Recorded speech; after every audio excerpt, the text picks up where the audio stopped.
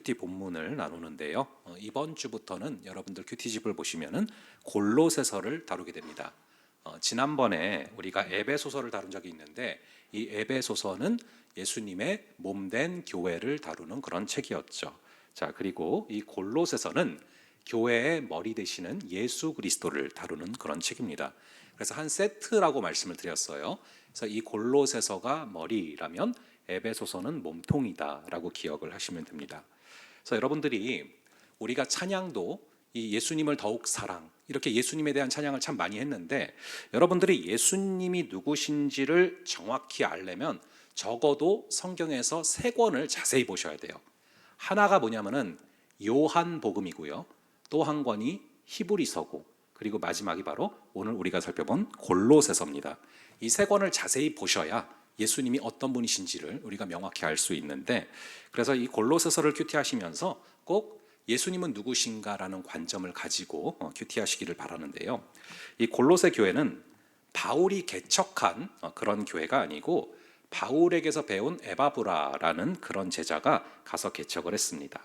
이 바울이 에베소의 두란노 서원에서 2년간을 열심히 가르쳤는데 그때 에바브라라는 그런 제자가 성경을 집중적으로 배워서 자기 고향으로 가서 교회를 개척을 한 것이죠. 그런데 이 바울이 이 편지를 어떤 상황에서 쓰게 됐냐 하면요, 바울이 지금 감옥에 있습니다. 여러분들에게 이 앳빌골몬이 옥중서신이다라고 말씀을 드렸습니다. 에베소서, 빌립보서, 골로새서, 빌레몬서 이 네 권은 감옥에서 쓴 옥중서신이라고 말씀드렸는데, 그래서 이 바울이 감옥에 있다, 즉 가택 연금 상태에 있다라는 소식을 골로새에 있는 에바브라가 듣게 된 겁니다. 이 골로새는 터키의 서부 지역에 있는데 거기서 이제 바울이 갇혀 있는 로마까지 간다라는 것은 굉장히 먼 거리입니다. 근데 거기로 가는 것이죠. 이 당시에 지금처럼 비행기가 있는 것도 아니고요, 자동차가 있는 것도 아니고 육로는 거의 그냥 걸어가던가 아니면은 뭐 말을 타고 가던가 뭐 이래야 됐고요. 배도 많이 타고 가야 되는데 배도 매일마다 있는 게 아닙니다. 몇 개월에 한 번씩 있는 그런 배를 타고서 건너가야 되는 것이죠. 그리고 그 당시는요, 지금과 같이 치안이 좋지가 않았어요. 굉장히 위험한 상황이거든요. 그러니까 치안도 보장되지 않는 그런 상황 가운데 바울이 가택 연금 상태에 있다라는 소식을 듣고서 그 먼 데에서 지금 로마까지 온 겁니다. 근데 그냥 가지 않고요, 이 골로새 교회 성도들이 사랑하는 그 마음을 담아서 헌금을 가지고 갑니다. 그래서 골로새서를 읽다 보면은 너희의 사랑을 전하는 자다라고 기록이 되고 있습니다. 자, 근데 이 에바브라가 가서 잠깐만 인사를 하고 온 게 아니라 가서 상당 기간 바울과 함께 거하면서 옥살이를 함께 한 것으로 기록되어 있습니다. 그래서 이 빌레몬서라는 책의 끝부분에 보면은 나와 함께 갇힌 자 된 에바브라도 너희에게 문안한다라고 써져 있거든요. 그러니까 에바브라가 상당히 충실한 그런 사람인 것이죠. 자, 그렇게 에바브라가 개척한 골로새 교회에 쓰는 편지가 골로새서인데 우리 한번 1장 1절 함께 보겠습니다. 1장 1절의 말씀을 다시 한번 함께 읽어보겠습니다. 시작.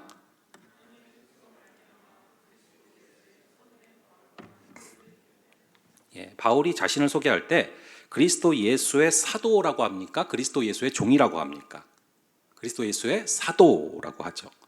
바울이 쓴 편지는 항상 제일 앞에 자신을 소개하는 내용이 나오는데요. 그런데 자신을 뭐라고 소개하는지를 보면은 대충 그 교회에 대한 느낌을 파악할 수가 있습니다. 바울은 항상 시작할 때마다 나는 예수의 사도다 혹은 나는 예수의 종이다 이렇게 둘 중에 하나로 자신을 소개하는데요.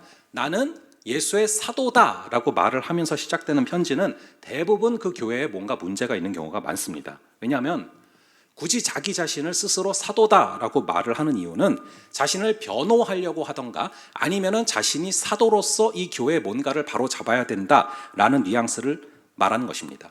저도 마찬가지로 여러분이랑 얘기하다가 갑자기 제가 근데 나 목사야 이러면은 뭔가 느낌이 목사님으로서 할 얘기가 있다 뭐 그런 뉘앙스가 있지 않습니까? 마찬가지입니다. 근데 거꾸로 나는 사도다라고 하는 것이 아니라 나는 종이다라고 소개하는 책들은 대부분 그 교회들이 별다른 문제 없이 평탄한 경우들이 많습니다. 근데 1절에 보니까 사도된 나 바울은 이라고 하잖아요. 이건 뭔가 골로새 교회에 지금 해결해야 될 난제들이 지금 있다는 뜻입니다. 물론 바울이 처음부터 그 문제를 마구 말하지 않습니다. 우선 2장에 가서 문제를 말하기 시작하고 1장에서는 이런저런 칭찬을 하면서 시작을 하는데요. 우리 한번 오늘 본문에 나오진 않았었지만 4절, 5절을 한번 볼게요. 1장의 4절과 5절 이 두 구절을 한번 함께 한 목소리로 읽도록 하겠습니다. 시작. 이는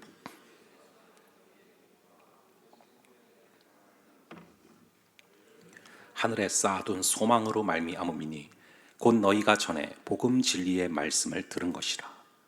자, 예수님을 믿을 때 나타나는 삶의 결과물을 총 세 가지로 얘기합니다. 무엇이죠? 믿음과 소망과 사랑이죠. 여기서 믿음은 예수님을 믿는 그 믿음을 말하고 있습니다. 그렇게 예수님을 믿으면 누구를 사랑하게 된다라고 써져 있습니까? 모든 성도에 대한 사랑이라고 써져 있죠. 그러니까 믿기는 예수님을 믿는 것이고요. 근데 예수님을 믿는데 그 결과가 무엇이냐? 성도를 사랑하는 결과로 나타난다는 것이죠. 그러므로 예수님을 우리가 정말로 믿는지 안 믿는지는 곁에 있는 영혼을 사랑하는가 사랑하지 않는가에서 나타난다라는 것입니다. 더 구체적으로 보면은 예수님을 정말로 믿으면은 모든 성도에 대한 사랑이 나타난다라고 써져 있는 것이죠. 우리가 예수님을 제대로 믿지 않으면 그냥 내가 좋아하는 사람만 계속 좋아합니다. 그리고 싫은 사람은 계속 싫어하게 되죠. 그런데 모든 성도에 대한 사랑이라고 써져 있지 않습니까? 어떻게 모든 성도를 사랑할 수 있습니까? 예수님을 정말로 제대로 믿을 때 모든 성도를 사랑할 수 있는 것이 가능해진다는 것이죠. 그러니까 여러분이 주변에 있는 사람이 이상하게 싫다. 같은 공동체에 있는 친구인데 이상하게 싫다. 그럼 여러분 뭘 점검해 봐야 됩니까? 나와 예수 그리스도와의 관계를 점검해 봐야 되는 거예요.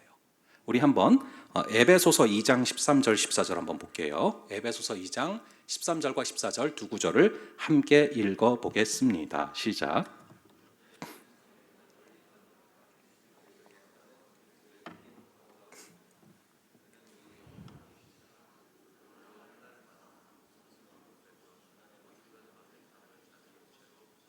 예, 이것이 물론 이방인과 유대인 그리고 유대인 크리스찬과 이방인 크리스찬을 말하는 것이기도 하지만 분명히 이 구절 그대로 예수님은 둘로 하나를 만드사 원수된 것 곧 중간에 막힌 담을 허시는 분이시라는 겁니다. 그래서 정말로 우리가 예수 그리스도를 믿으면은 모든 성도를 사랑하는 길로 나아가게 된다는 것이죠.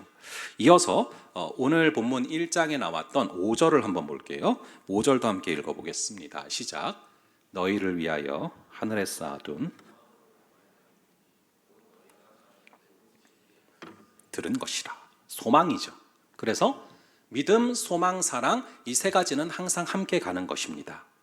우리 신앙의 뿌리는 바로 믿음입니다. 그리고 믿음에서 자라나는 줄기가 바로 소망이고요. 소망이 점점 자라나면 꽃과 열매를 맺게 되는데 그게 바로 사랑이죠. 그래서 이 믿음, 소망, 사랑인데 이 믿음, 소망, 사랑이 어떻게 자라나게 됩니까?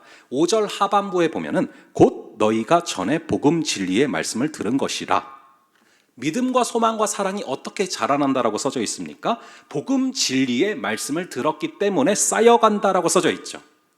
여러분 말씀을 들을 때 지식이 쌓이는 게 아닙니다. 말씀을 제대로 들으면 뭐가 쌓인대요? 믿음과 소망과 사랑이 자라가고 쌓인다라는 것입니다. 자, 그럼 지금까지 분위기가 참 좋았는데 뭐가 골로새 교회의 문제였기 때문에 사도된 나 바울은 이라고 시작을 했을까요? 이 바울이 가슴 아파한 것은 골로새 교회가 예수께로 가야 하는데 계속해서 거짓 선생들에 이끌려서 이단들에 이끌려서 사람을 쫓아가는 거예요. 그래서 바울은 계속 예수 그리스도를 강조하는 것입니다.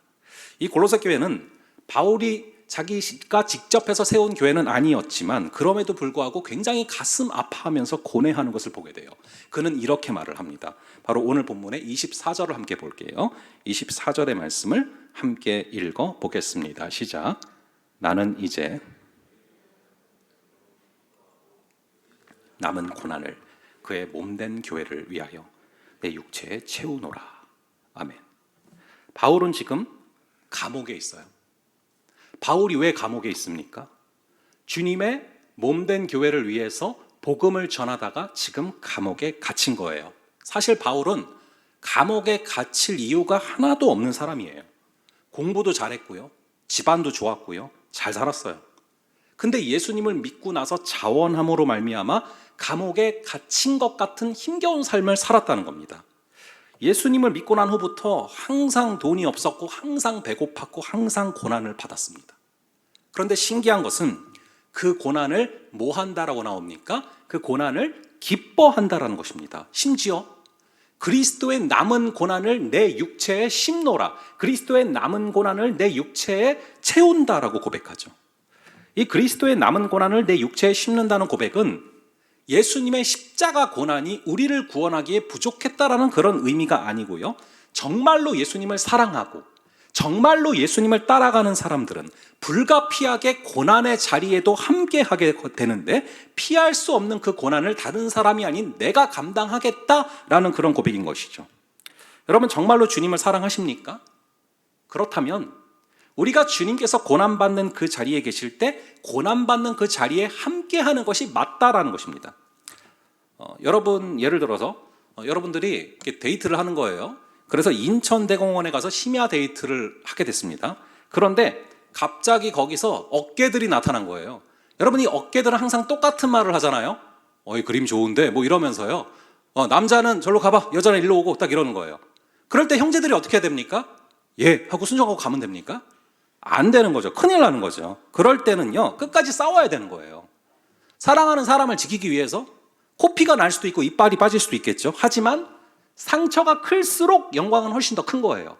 내 상처가 클수록 그 사람을 사랑하는 것이 증명되는 것이죠. 주님을 진짜로 사랑한다면 심지어 고난받는 자리에도 함께 거하는 것이 맞다라는 것입니다. 그래서 이 교회는 참 신기한 곳이에요. 저희가 이 다니엘 기도회 때 굉장히 많이 봤는데, 어떤 고난이 생겨요.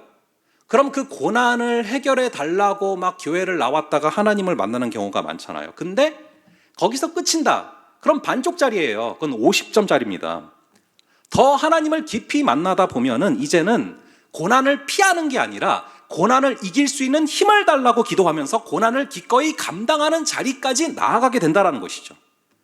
우리가 저 사람 좀 안 만나게 해주세요라고 기도를 하다가 이제는 저 사람을 불쌍히 여겨 주시옵소서 기도하면서 저 사람을 사랑할 수 있는 힘을 달라고 기도하게 되는 게 신앙의 신비함입니다.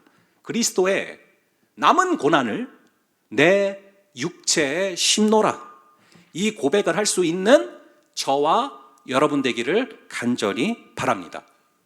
저희 가정이 이제 지금은 애들이 커요. 저희 딸이 이제 좀 있으면 중학생 되는데, 내년에.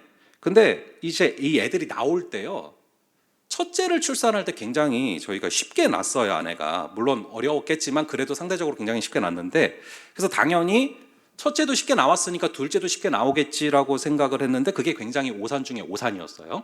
저희가 첫째는 3.0kg로 출산을 했는데 이 둘째 아들이 출산이 임박할수록 점점 커지더니만 의사 선생님이 우량하라고 조심을 하라는 거예요. 제가 이제 태어날 때 4.9kg였다고 말씀드리지 않았습니까? 근데 저희 아들도 점점 커지더니 어느덧 4.5kg를 향하고 있는 거예요. 그래서 저도 아내도 굉장히 긴장이 됐어요. 그래서 결국 병원에서 권유를 해서 이 유도분만이라는 걸 하게 됐습니다. 이게 뭐냐면은 태아가 너무 커지다 보면은 태아가 더 커지기 전에 예정일보다 미리 나올 수 있도록 입원해서 이제 촉진제를 맞으면서 이 출산을 유도하는 거예요. 그래서 유도분만을 했는데 그때부터 아내랑 저랑 굉장히 간절히 진통을 기다렸어요. 왜냐하면은 이제 이 임산부가 진통이 오기 시작하면은 그게 바로 애가 나오는 신호거든요. 진통이 처음에는 1시간 간격으로 와요. 아팠다가 1시간 동안 안 아팠다가 또 1시간 있다가 아팠다가 이렇게. 그래서 그 간격이 1시간, 30분, 그리고 10분 이렇게 진통 간격이 줄어들다 보면은 결국 애가 나오는 거거든요. 근데 상대적으로 진통이 굉장히 빨리 왔던 딸이랑 다르게 우리 아들은 진통이 잘 안 와서 얼마나 간절히 그 진통을 기다렸는지 모릅니다. 근데 문득 그때 제 뇌리를 굉장히 강하게 스치고 지나간 생각이 있었어요.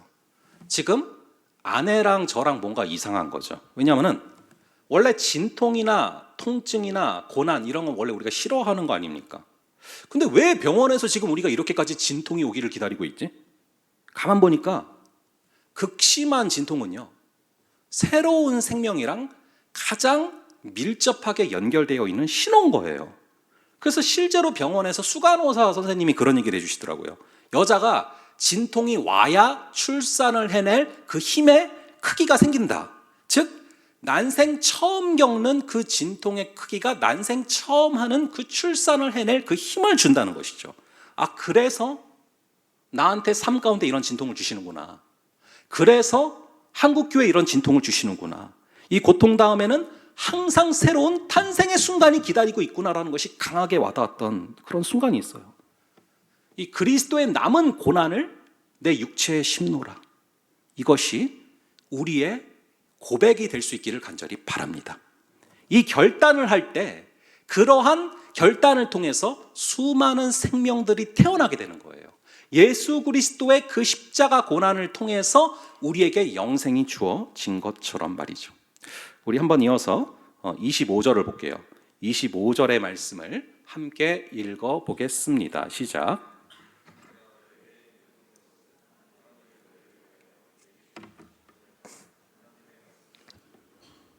바울이 교회의 일꾼된 이유, 바울이 자처에서 고난을 감당하겠다는 이유가 무엇입니까? 하나님의 말씀을 이루려 함이라. 이것이 굉장히 중요한 내용이에요. 하나님의 말씀을 이루려 함이라. 여러분은 예수님을 따라 걸어가는 이 신앙의 여정을 지금 걸어가고 있어요. 여러분들 가운데 아무도 나중에 예수님과 상관없는 길을 걸어가고 싶은 사람이 없을 거예요. 우리는 예수님을 따라 걷는 이 신앙의 여정을 걸어가고 있습니다. 그런데 그 신앙의 여정 가운데 여러분들은 어떤 말씀을 받았습니까? 저와 여러분이 각자 받은 말씀이 있어야 돼요. 여러분들 큐티 왜 하십니까? 성경은 왜 읽으세요? 예배 시간에 설교 왜 들으십니까? 단순히 지식을 많이 쌓으려고 하는 게 아니에요. 바로 그분의 말씀을 받고 그분의 말씀을 나를 통해서 이루어 드리기 위해서, 그분의 말씀을 받았을 때 그 말씀을 나에게 이루어 주시옵소서 기도하기 위해서 읽는 거예요. 말씀을 이루기 위해서 일꾼이 되는 것이고, 말씀을 이루기 위해서 감옥에 갇혀 있다라는 고백을 바울이 하는 거예요. 그래서 바울은 감옥 안에 갇혀 있으면서도 그의 기도 제목이 이 감옥에서 나가게 하여 달라고 기도 부탁을 한 적이 한 번도 없어요. 바울은 감옥 안에 있는지 감옥 밖에 있는지 이게 중요한 게 아니라 자신이 말씀 안에 있는지 말씀 밖에 있는지, 예수 안에 있는지 예수 밖에 있는지가 너무나 중요했던 것입니다. 아무리 감옥 밖에 있을지라도 자유할지라도 말씀 밖에 있으면 아무런 의미가 없다는 거죠. 근데 거꾸로 아무리 감옥 안에 있을지라도 내가 말씀 안에 거하고 있다면, 그래서 감옥에 갇혀있는 순간을 통해서 나를 통해 말씀이 이루어지고 있다면 그것만으로도 내 삶은 가치가 있다는 것을 바울은 알았던 것입니다. 여러분들의 삶도 마찬가지예요. 아무리 내 삶이 마치 감옥에 갇혀 있는 것처럼 힘든 순간들이 있을지라도, 정말 막막한 순간과 답답한 순간들이 있을지라도 주님의 말씀이 나를 통하여서 이루어지게 하여 주시옵소서, 이거 하나 붙들면 우리는 끝까지 가치 있는 인생을 살 수 있는 거예요. 훗날 그분의 품에 안길 수가 있는 것입니다. 우리가 마지막 심판대 앞에 서게 됐을 때 우리 주님께서 내가 너를 도무지 모른다라고 말하는 사람도 있고, 오라 라고 말하면서 안아주시는 사람도 있단 말이에요. 어떤 자를 오라고 하십니까? 우리가 계시록 때 들었잖아요. 듣는 자는 오라 할 것이요, 말씀을 듣고 그 말씀을 내 마음에 두고 그 말씀을 내 삶을 통하여서 이루어지게 하여 주시옵소서, 그 말씀을 나를 통해 이루어지게 하여 주시옵소서 기도하면서 예수 그리스도의 남은 고난을 내 육체에 심는 자들을 주께서 안아주신다라는 거예요. 그게 바로 저와 여러분이 되기를 간절히 바랍니다. 그럼 제가 다시금 물어볼게요. 여러분은 신앙의 여정에서 무슨 말씀을 받았습니까? 그리고 무슨 말씀을 붙잡고 주님, 이 말씀을 나의 삶을 통해 이루어 주시옵소서 라고 기도하고 있습니까? 우리가 지난 주일도 잠깐 말씀드렸잖아요. 너희가 내 안에 거하고 내 말이 너희 안에 거하면 무엇이든지 원하는 대로 구하라, 그리하면 이루리라. 주님의 말씀을 들을 때 한 귀로 듣고 한 귀로 흘려버리는 게 아니라 주님의 말씀이 내 안에 거하면, 즉 주님의 말씀이 내 안에 심겨지면, 그래서 그 말씀을 계속 곱씹고 묵상하면 무엇이든지 원하는 대로 구하라, 그리하면 이루리라. 여러분은 무슨 말씀을 붙잡고 있고 무슨 말씀이 이루어지기를 간구하고 있습니까? 저는 며칠 전에 기도원을 갔다 왔어요. 시간이 많지 않아서 당일치기로 다녀왔는데, 기도원을 다녀온 이유는 마음이 너무 답답해서였어요. 막막해서. 하나는 제 앞길이 그냥 너무 막막해서였고요. 또 하나는 지금 이제 우리 이청년함대가 뭐 임원도 세워져야 되고 찬양팀도 세워져야 되고 수많은 팀들이 또 세워져야 되는데 너무 뭐 사람이 없는 느낌이 드는 거예요. 지난번 말씀드렸지만 당장 내년 1월까지만 해도 결혼해서 올라가는 친구들이 12명이라고 말씀드렸습니다. 8명 신혼에 가고 4명 타교에 가고 1월까지만. 그 이유도 계속 있어요. 그 가운데 리더십들이 굉장히 많단 말이죠. 국장들도 있고 목자들도 있고. 그러니까 뭔가 도미노처럼 여기저기서 일꾼들이 부족한 거죠. 그래서 답은 없고 막 답답해가지고 도저히 안 되겠다 싶어서 기도원을 갔어요. 근데 이제 되게 답답해서 기도원을 갔거든요. 근데 기도원에 가서 기도를 하는데 더 답답해지는 거예요. 보니까, 왜냐하면은 거기가 제가 사랑의 교회 안성수양관을 갔거든요. 개인 기도실로 들어갔는데 모르고 갔어요. 봤더니 그 지하실에 있더라고. 기도실이 하필이면 또 지하실에 있는데 방이 되게 좁아요. 그리고 그 좁은데 이제 지하실에서 기도하는데 또 히터가 막 올라와요. 막 그래서 더 답답해지는 느낌이 드는데, 곰처럼 계속 기도하다가 뭔가 더 답답해져서 도저히 안 되겠다 싶어가지고 제가 그냥 그 개인 기도실 나왔어요. 나와가지고 그냥 주변을 좀 거닐면서 기도해야겠다 마음이 들어가지고, 그래서 이렇게 주변을 그냥 걸었거든요. 근데 주변을 산책하게 됐는데, 산책을 하다가 거기서 고 오카눔 목사님 묘지를 보게 됐어요. 묘소를 걷다 보니까 거기에 그분의 묘소가 있더라고요. 저는 전혀 몰랐어요, 그 묘소가 있는지.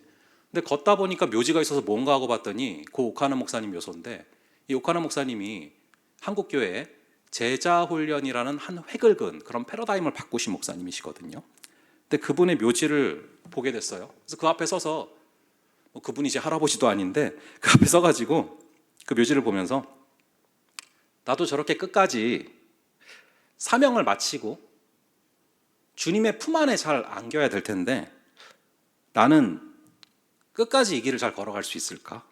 막 이런저런 생각을 하다가, 기도를 하다가 그분의 묘비를 보게 됐어요. 근데 그분의 묘비에 써져 있는 구절이 바로 골로새서 1장 28절 29절이었어요. 이 두 구절이 그대로 묘비에 써져 있었어요. 우리 한번 좀 볼게요.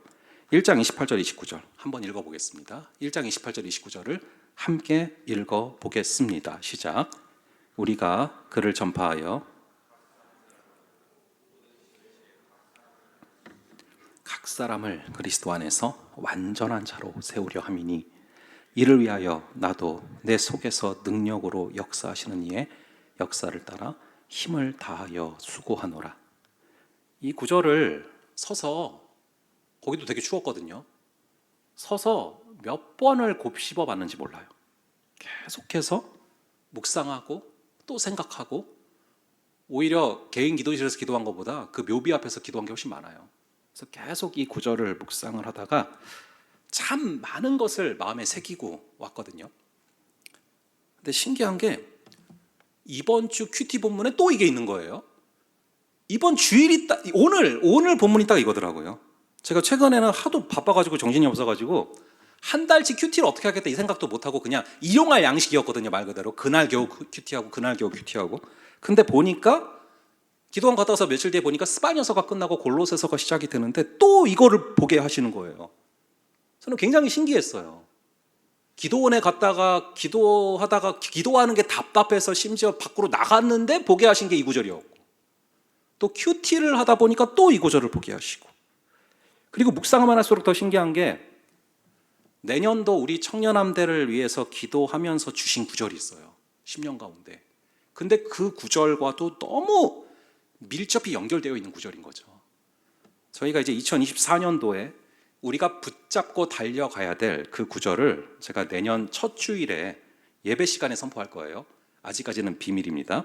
근데 혹시 목사님 저 더 빨리 알고 싶어요 이런 친구들 있으면은 임원을 하시거나 찬양팀에 들어오시거나 아니면은 다양한 이렇게 팀원으로 들어오시면 더 빨리 알 수 있게 됩니다. 같이 기도해야 되니까. 자, 그래서 이 말씀을 붙잡고 기도하게 됐는데 다시 한번 볼게요. 우리 28절, 29절 이 두 구절을 다시 한번 함께 읽어보겠습니다. 시작. 우리가 그를 전파하여 각 사람을 권하고 모든 지혜로 각 사람을 가르치면 각 사람을 그리스도 안에서 완전한 자로 세우려 함이니 이를 위하여 나도 내 속에서 능력으로 역사하시는 이의 역사를 따라 힘을 다하여 수고하노라. 아멘. 자, 28절에서 가장 많이 등장하는 단어가 뭐죠? 각 사람이라는 단어가 3번이나 등장을 합니다. 즉, 한 사람이 너무나 중요하다라는 얘기예요. 바울은 전 세계의 복음화를 위해서 놀랍게 쓰임받은 사도였지만 그가 주목한 대상은 전 세계의 수만 명의 영혼이 아니에요. 골로새에 있는 각 사람, 골로새에 있는 그 한 영혼을 주목했다는 것입니다. 각 사람이 중요하다는 얘기죠. 이게 생각할수록 너무 맞는 얘기인 게 자기 집안 식구 하나를 사랑하지 못하면서 전 인류를 사랑한다는 게 말이 되겠습니까? 이 예수님의 핵심 사역을 3가지로 말씀드리면은 가르치고 전파하고 고치신 거예요. 티칭, 프리칭, 힐링이거든요. 이거를 우리가 방금 읽은 이 구절로 자세히 보자면은요, 28절에서 그를 전파한다라는 것은요, 바로 예수 그리스도를 전파한다는 것인데 예수를 전파함으로 말미암아 각 사람을 권하고 각 사람을 가르친대요. 여기서 각 사람을 권하는 것은 말씀을 각 사람에게 적용해서 구체적으로 적용해서 고치는 거예요. 쉽게 말씀을 드려보면은 뭐 설교 사역과 신방 사역이 있어요. 이게 다르면서도 비슷한 측면이 있습니다. 설교 사역도 오늘 이 시간을 위해서 말씀 준비를 일주일 내내 하지만 신방을 할 때도 기도하고 이 친구한테 무슨 말씀을 전해야 될까 기도하면서 고민하고 나가거든요. 그리고 만나서 이야기하다 보면은 성령께서 떠오르게 하시는 구절들이 있어요. 그러면은 그 말씀을 중심으로 각 사람을 권하는 거예요. 그래서 주께서 그 영혼을 고치시기를 기도하는 거예요. 말 그대로 각 사람을 권하는 것이죠. 반면에 각 사람을 가르친다라는 이 내용은 아무래도 티칭과 프리칭 쪽이에요. 양육과 설교죠. 그런데 중요한 것은 바울의 포커스가 설교를 하든 양육을 하든 신방을 하든 그 포커스는 각 사람에게 맞추어져 있었다. 한 영혼에게 맞추어져 있었다라는 것입니다. 우리 역시 보고사에 남은 기간 동안 각 사람에게 주목할 수 있는 은혜가 있기를 간절히 바랍니다. 내가 예수를 전하고 각 사람을 권하고 각 사람을 온전케 해야 되는데 나의 마음에 품게 하시는 그 각 사람이 누구인지를 기도하며 나아갈 수 있기를 간절히 바랍니다. 우리 마지막으로 29절의 말씀 한 번 더 읽고 마칠게요. 29절의 말씀을 한 번 더 함께 읽어보겠습니다. 시작. 이를 위하여 나도 내 속에서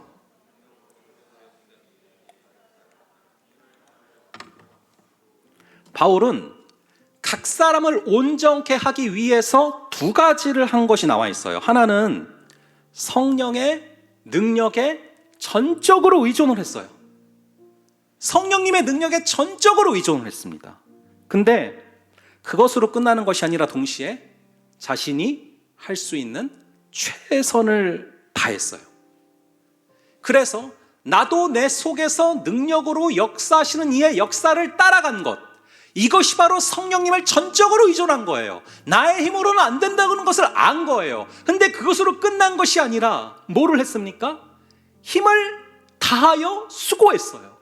성령님께 100% 달린 것을 알고 100% 그분을 믿으면서 의존하며 나아갔지만 동시에 100% 모든 것이 나에게 달린 것처럼 힘을 다하여 수고하여 나아갔다라는 것입니다.